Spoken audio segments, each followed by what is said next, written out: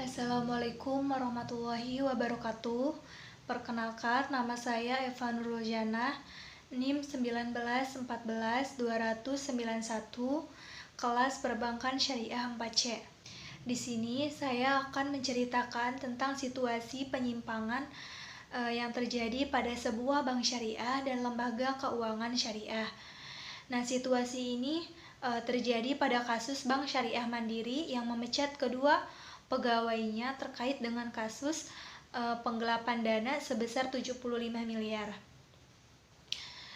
Kedua orang pegawai ini dilaporkan oleh Bank Syariah Mandiri terkait dengan tindakan penggelapan dana. Nah, sebelumnya kedua orang pegawai ini yang bekerja pada Bank Syariah Mandiri ini sudah ditangkap oleh penyidik Subdit Fiskal Moneter dan Devisa atau Fismondev terkait dengan kasus penipuan dan penggelapan dana. Dan ternyata sebelumnya itu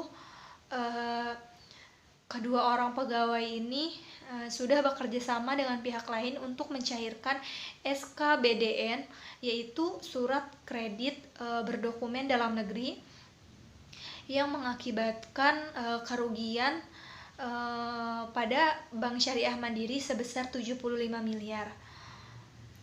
Nah, dalam kasus ini, kedua orang pegawai tersebut melakukan penyimpangan terhadap perbankan yang dimaksud dalam Undang-Undang Perbankan Syariah, yaitu pada pasal 263 KUHP, 372 KUHP, dan 378 KUHP tentang pemalsuan dokumen, penggelapan dana, dan penipuan.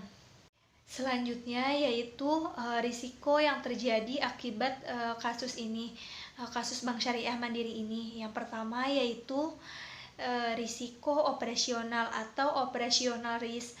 Risiko ini terjadi akibat kurangnya sistem informasi atau sistem pengawasan internal yang mengakibatkan kerugian yang tidak diharapkan oleh Bank Syariah Mandiri. Yang kedua yaitu resiko reputasi atau reputation risk.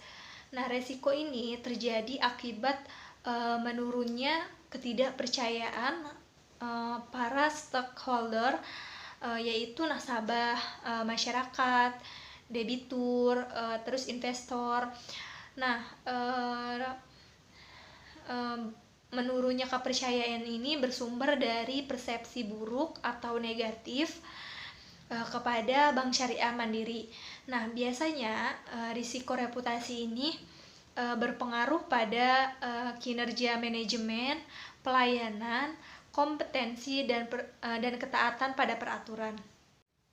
Ya, selanjutnya yaitu penyelesaian yang harus ditempuh oleh pihak Bank Syariah Mandiri.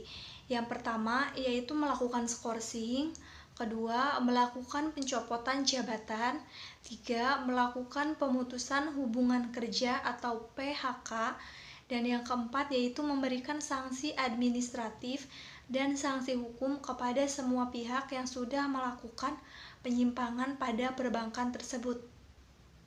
Ya, selanjutnya yaitu peranan pengawasan bank terhadap kasus ini. Yang pertama yaitu membuat kebijakan operasional pengawasan dalam jasa keuangan.